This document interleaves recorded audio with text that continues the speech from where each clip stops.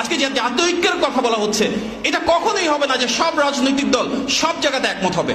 তাহলে তো আরেকটা ফ্যাসিবাদ কায়েম হবে, যেখানে সবাইকে ধরে বেঁধে একরকম মতামতে বাধ্য করা হচ্ছে। আমরা বিশ্বাস করি প্রত্যেকটা রাজনৈতিক দলের ভিন্ন মত থাকবে, ভিন্ন পথ থাকবে, ভিন্ন অবস্থান থাকবে।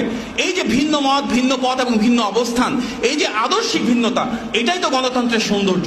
আমাদের শুধু কিছু কিছু বিষয়ে একমত হতে হবে।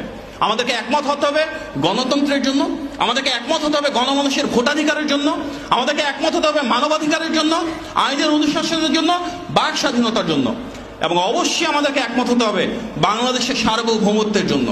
যার কারণেই আমরা বিএনপি থেকে বলছি, সবার আগে বাংলাদেশ। এই বাংলাদেশ মুসলিম সংখ্যাগরিষ্ঠ দেশে একদিকে যেমন আমরা নিশ্চিত করতে চাই প্রত্যেকটা ধর্মের মানুষের সমান অধিকার এবং স্বাধীনতা, এবং একই সাথে আমরা নিশ্চিত করতে চাই ইসলামী মূল্যবোধের আলোকে বাংলাদেশ পরিচালিত হবে। সেটি যদি আমাদেরকে অর্জন করতে হয়, আমাদের 31 দফার আলোকে আমরা কাঁধে কাঁধ মিলিয়ে বাংলাদেশকে বিনির্মাণ করব। এমনভাবে বাংলাদেশকে বিনির্মাণ করব যেখানে ইনসাফ কায়েম হবে, যেখানে আমাদের যারা শহীদ চলে গিয়েছেন ওনাদেরকে তো আমরা ফেরত আনতে পারবো না।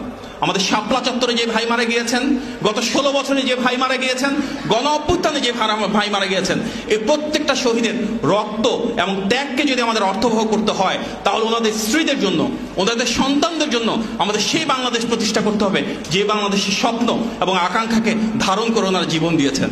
আর সেটি করতে হলে আমাদের ঐক্যবদ্ধ থাকতে হবে, আমাদের বাংলাদেশের স্বার্থকে প্রাধান্য দিতে হবে, আমাদের গণমানুষের অধিকারকে ভোটাধিকার প্রতিষ্ঠার মাধ্যমে রাষ্ট্রীয় পর্যায়ে সর্বোচ্চ মূল্যায়ন করতে হবে।